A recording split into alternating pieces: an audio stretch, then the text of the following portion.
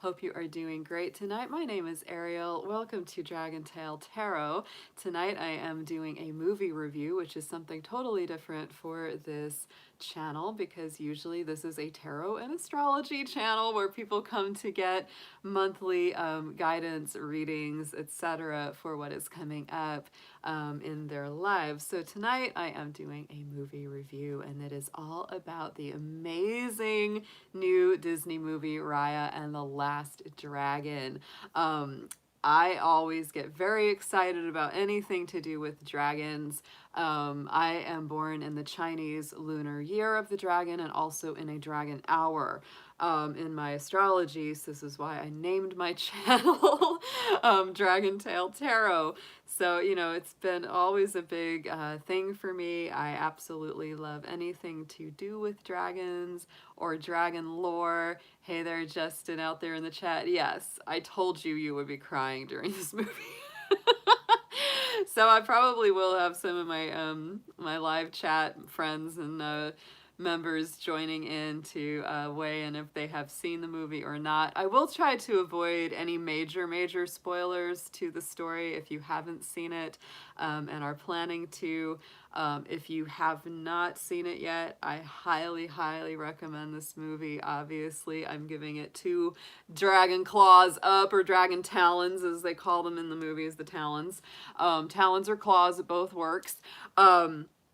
But let's get into talking about this movie. So, you know, just a little background too for me, like, the last big dragon movie that I was obsessed with was the DreamWorks How to Train Your Dragon. Yes, I bought the art book.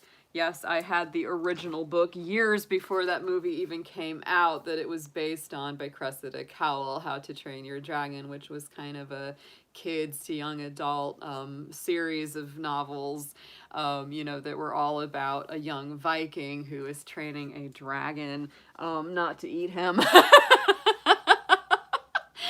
And, you know, I even got the soundtrack. I even tracked down the sheet music because I play the piano. Oh, I mean, I was just obsessed with those movies. So there were 3 of those in the main trilogy. They also had some break off like TV series and all kinds of stuff from that movie because it was actually one of DreamWorks' most successful series. Like, they had never had a movie get that huge that quick before.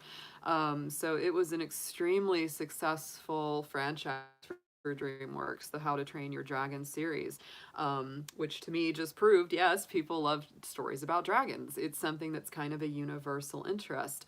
So in Raya and the Last Dragon, I was actually, when did I first see? I saw a preview for this maybe a month ago. I had no idea that it was something that was in the works from Disney, and so I was so excited when I saw that preview. I was like, a dragon movie. I'm actually a little surprised that it took Disney that long to kind of jump on the dragon train and create a dragon movie of their own, because the success of the DreamWorks How to Train Your Dragon series was so you know, it was so well received by audiences. So the beautiful thing that I love about this, so in How to Train Your Dragon, I'll talk about that one just a little bit. The big difference there is that it's a different world. It's the Viking world. It's very Nordic. It's a little bit of a Scottish influence too. Cressida Cowell, that wrote the original series, was from Scotland, so she really put a lot of her, you know, interest and energy into that world. So it's a very different thing. And the dragons in How to Train Your Dragon are the more typical European dragon. They have wings. They breathe fire. You know, and they're seen initially as a very destructive or negative force, which of course changes quite a bit over this course of the series, and they really become friends. So it's very different. It's very different energy. The main, you know, the main protagonist in How to Train Your Dragon is a young guy who grows up, you know, over the course of the 3, you know, main movies.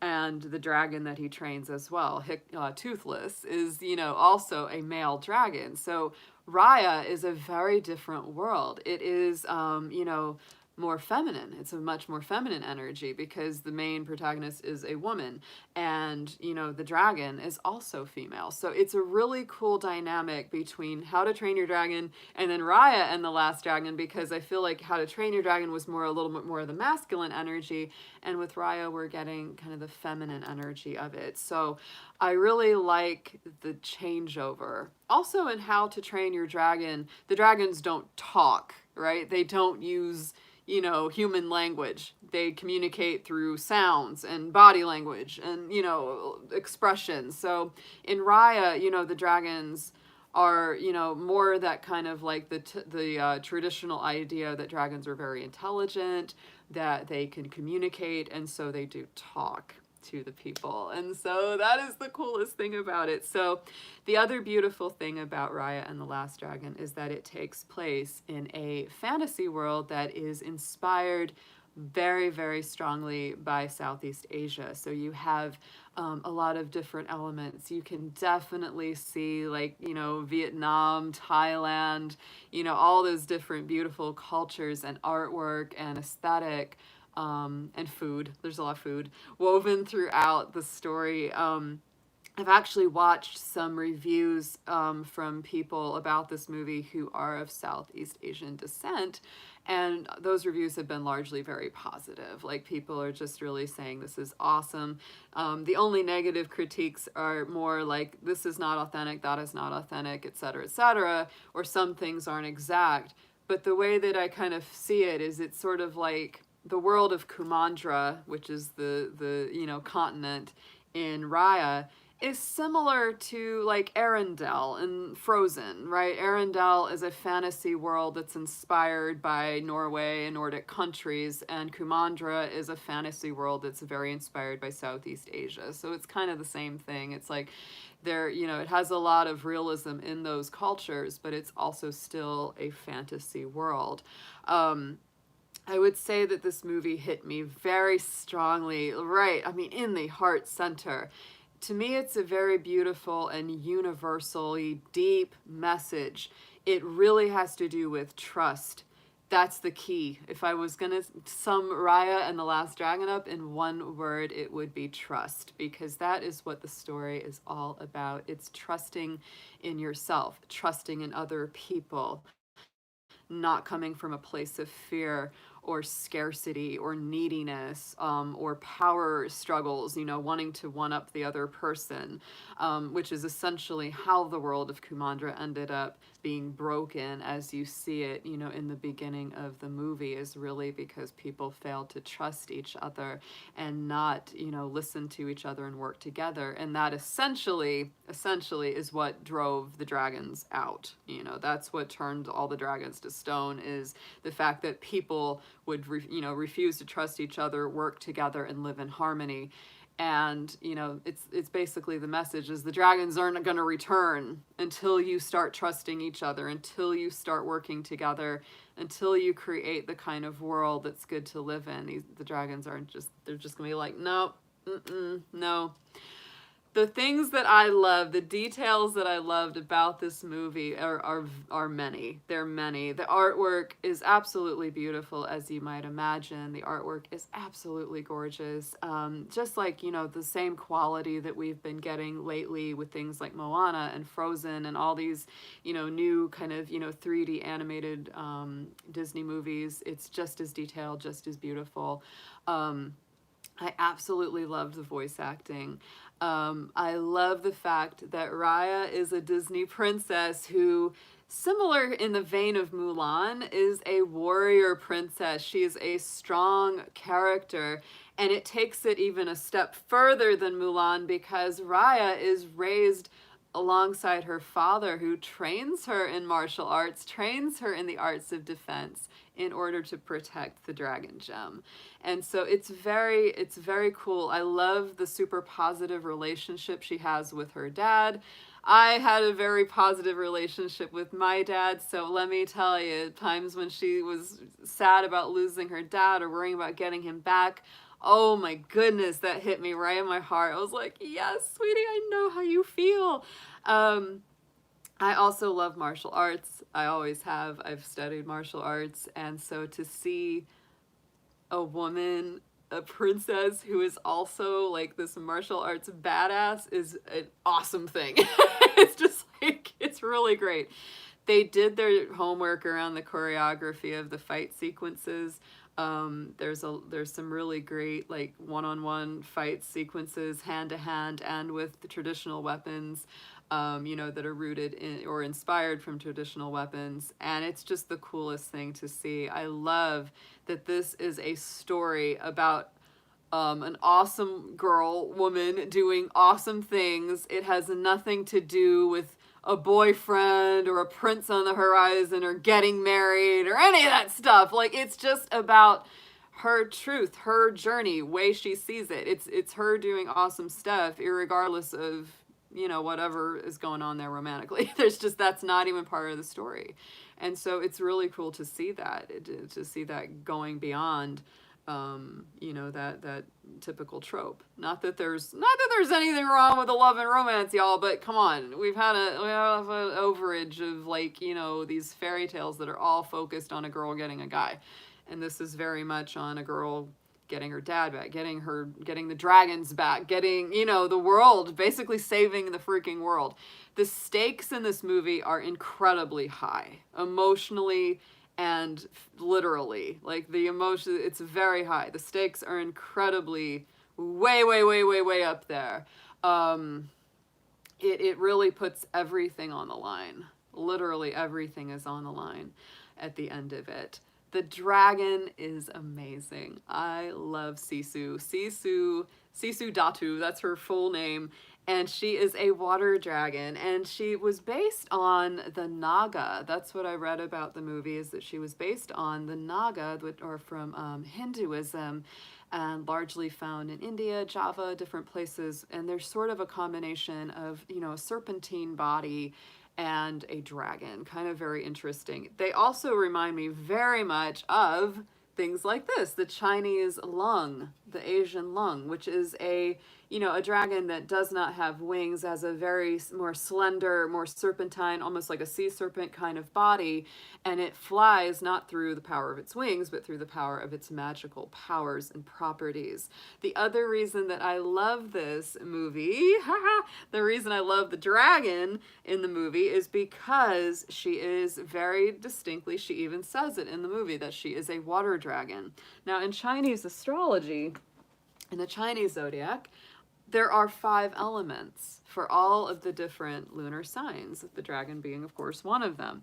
And so water is certainly one of the Chinese elements in the zodiac, in their astrology. And so she is a water element dragon, and therefore her powers, her, properties are aligned with the powers of water, right? She can bring the rain. She can, create fog and mist. That's what she breathes instead of fire, right? So there's this very, very strong connection with the water element, which I think is so cool. I love the fact, the lady that did her voice, her screen name is Aquafina, and she is born in a dragon year. I was blown away. She was actually born in the year of the wood dragon. I believe that was hers. The wood dragon or earth dragon? Let me look it up. But she is actually a dragon. They got a dragon person, someone who's born in a dragon year, to voice the dragon. And so I don't know if they meant to do that, but darn, she is so perfect playing the character of Sisu. I was just, it was perfect. It was absolutely, yeah, she's an earth dragon. She's an earth dragon.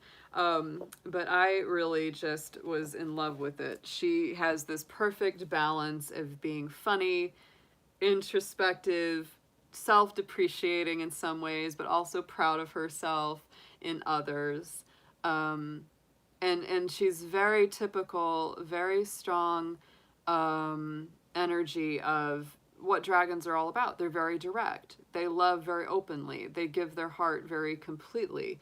They don't really distrust people. And so, of course, that's what can get you hurt.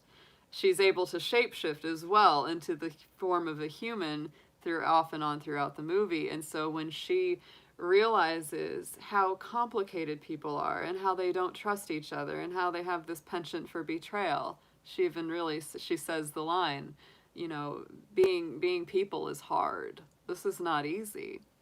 And so it really, she has that, like, that kind of awareness that, wow, y'all don't trust each other. Y'all, things are really complicated here. But the cool thing about that is, even though she realizes it, she still makes the choice to keep trusting. She still makes the choice to be open-hearted. And so part of that is what definitely leads to the very, very intensely high stakes at the end of the movie. It is very intense, guys. It's not a movie I would take a little kid to see, because I think, you know, thematically, a lot of this stuff is just going to go over their head. They're not going to appreciate the deeper emotional or psychological tones and things that are portrayed in it. But the ending is so satisfying. It's absolutely a wonderful, beautiful, very happy ending. And I kind of hope they do a sequel, because I would love to see this world expounded on a little more. I'd love to see it explored a little more. I'd love to get to know more of the dragons, you know, other than Sisu, because you definitely get to know her. But she has a little dragon family. Which I love, because I always call my subscribers my dragon family here. But she has a dragon family, and it's like, oh my gosh, I would love to see more made of that in the future. But yes, I absolutely give this movie 2 big dragon claws up. I definitely say go see it. Because it's beautifully made. It really, you know, it's interesting how the villain or the evil force are really not as tangible. In some ways they're tangible, but really it's sort of like what they're fighting is a spiritual force called the Droon that turns people to stone. And the Droon is basically, you know, this kind of spiritual amalgam. It's a force made up of people's, you know, jealousy, fear, hatred, distrust, all of the negative emotions that, you know, humans are capable of. And it literally, what it does is it literally turns people and dragons and every living thing into stone. And I think that's a beautiful metaphor, where it's really like, you know, when we distrust each other, when we have that always at the core of ourselves, it makes our heart hard. It makes our heart stony, literally. And so that's what it is. You know, it's like, until people join forces and learn to trust each other again and start working together again, the dragons remain in a stone shape. So wow, it just definitely beautiful. I'm so glad they made this movie. To me, it's very much in that similar vein of movies they've made before, like Atlantis, or Treasure Planet, or some of the other, you know, kind of like, it's a non-musical. It's not a song and dance. It's not a musical movie. It's more like a straight drama, you know, comedy. And I think that I'm just so glad to see them taking those risks. I'm glad to see them taking a risk like that, because those movies traditionally don't get as wide of a reception. They don't get embraced as often, you know, when they do those kind of more like action adventure, straight storytelling without any musical numbers. So that makes me very happy to see that they, you know, took a risk and just made a movie like this, that's very, you know, it's more serious in tone. It definitely has a lot of humor, a lot of cute comedy, a lot of good moments. But it's a serious message at the heart of it all. And yeah, the best parts are, oh, sure, the dragon. The dragon is just, she is so much like my energy, and any dragon personality, any dragon person I've ever met. she's, she's always hungry. She's always thinking about food. She's always ready to eat. I had to look at my old dragonology book. I don't know if y'all have ever seen this before. But this is a super fun book, because, you know, I you know, come to review the movie, but I'm also here to talk about dragon stuff in general. And so, you know, it talks about, it's a super fun book. It talks about all the different types of dragons, where they're found, how to find them, right? And so again, you know, when I looked at this, I said that is definitely where they got the inspiration for the character of Sisu, for the characterization in that movie is the Asian lung. And I love how, you know, they have, you know, the Asian lung are almost always pictured holding, you know, the pearl of wisdom, holding this little gem, right?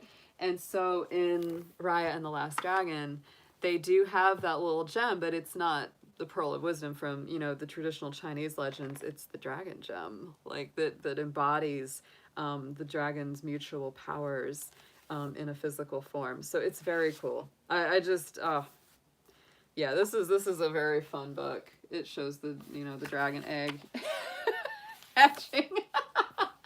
I think I got this probably years ago, either at a Borders or a Target. I'm sure you can probably find this online somewhere. You could probably order it pretty easily. It's just a fun book called Dragonology. I like this line right here. A looping maneuver is possible if enough speed is achieved. A happy dragon is a dragon that loops. And Cece does a lot of looping. I love her in the water. You know, she's just such a great character. Um, she's so dragony. She's such a dragon. I absolutely love it. So guys, yeah, anybody that sees this, please leave your comments below what you liked, what you didn't like, whatever you thought about this movie, if you've seen it. You know, I would highly recommend it. Whether you wait for it to come out on DVD, I bit the bullet and just got a Disney Plus subscription and got it through there. Because you can watch it as many times as you want once you get it on there. So it was definitely worth it. For me, yeah. So hope you enjoyed my little review, everybody. Hope you're all doing great out there. Sorry I'm getting this up kind of late at night. I know a lot of people have probably gone to sleep. But I really enjoyed it so much. Very excited to have yet another dragon movie to geek out over. and and I'll be seeing y'all around very soon. Definitely this Friday I will be doing my usual readings starting at 8 p.m. Eastern time. So have a great night, yeah, everyone. Go watch the dragon and have fun. Take care.